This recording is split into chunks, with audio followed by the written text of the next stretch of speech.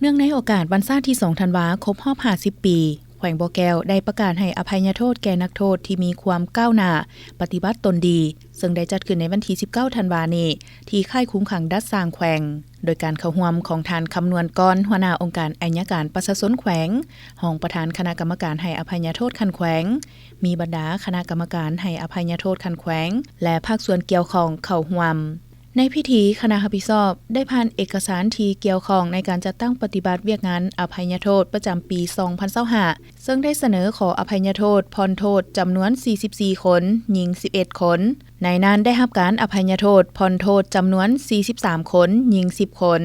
นักโทษข้อหายาเสพติด 40 คนหญิง 10 คนและได้รับอภัยโทษปล่อยตัวนักโทษข้อหาทั่วไปจำนวน 3 คนหญิง 2 คนในโอกาสดังกล่าวท่านคำนวณกรหัวหน้าองค์การอัยการประชาชนแขวงรองประธานคณะกรรมการให้อภัยโทษคันแขวง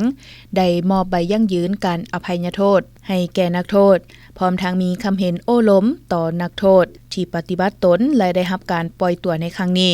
ขอให้สืบต่อดำรงชีวิตและปฏิบัติตนอย่างถูกต้องภายใต้กฎหมายอยู่ร่วมสังคมอย่างสันติสุขก่อสร้างและปรับปรุงตนเองให้เป็นคนดีของครอบครัวและสังคม